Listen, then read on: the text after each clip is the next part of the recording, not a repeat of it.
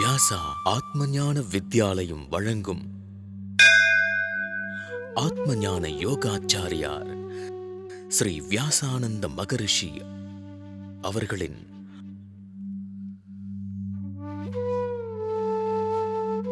ஆத்ம ஞானம். ஆத்மா என்றால் என்ன என்பது பலருக்கு ஒரு புரியாத ரகசியம்.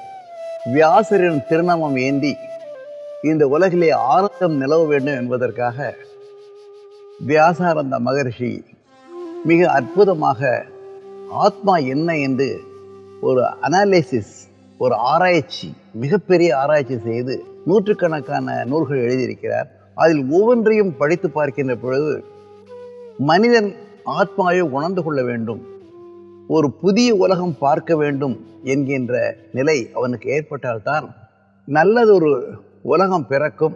அதற்காக வியாசானந்த மகரிஷி அவர்கள் செய்திருக்கின்ற சேவை மிக மிக சிறந்தது என்றுதான் சொல்ல வேண்டும். அவர் பிறந்த ஊர் சீர்காழி. சீர்காழி தான் ஞானசம்பந்தர் தோடுடைய செவியன் என்று பாடினார் அந்த ஞானப்பால் சொல்லி. ஒருவேளை அந்த மண்ணின் மகிமையாலே வியாசானந்த மகரிஷி நமக்கெல்லாம் அந்த அன்பு பால், இந்த ஆத்மா என்ன என்று சொல்லக்கூடிய அந்த பாலை பற்றி நமக்கெல்லாம் ஊட்டுவதற்காக தாய் போல் வந்திருக்கிறது சொன்னால் அது மிக சரியா சொன்னீங்க. வியாசானந்த மகரிஷி அவரை பற்றி எங்க எல்லாருக்கும் தெரிஞ்சுக்கணும்னு ஆசையா இருக்கு. அதாவது ஆத்ம ஞான யோகாச்சாரியார்னு அவருடைய பெயர். முதல்ல ஆத்மா பற்றி ஒரு ஆராய்ச்சி ஆரம்பிக்கிறார்.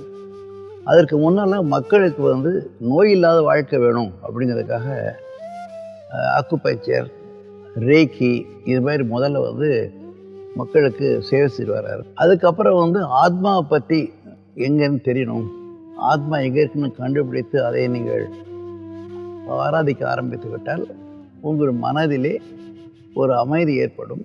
மனதிலே அமைதி ஏற்பட்டால் உடல் தானாக சரியாகிவிடும் அப்படிங்கிறதுக்காக பதஞ்சலி சாஸ்திரத்திலே ஆரம்பித்து வியாசர்கிட்டேருந்து கோட் பண்ணி அதுக்கப்புறம் பல்வேறு ராஜயோகா, ஹடயோகா, கர்மா இதெல்லாம் பற்றி பல பல நூல்கள் எழுதி மக்களுக்கு நன்மை செய்யணும் அப்படிங்கிற ஒரே காரணம் பண்ணுறதுனால தான் நிச்சயமாக இவருடைய பணி தெய்வீக பணியை மலரும் அப்படின்னு நம்புகிறேன் நான்.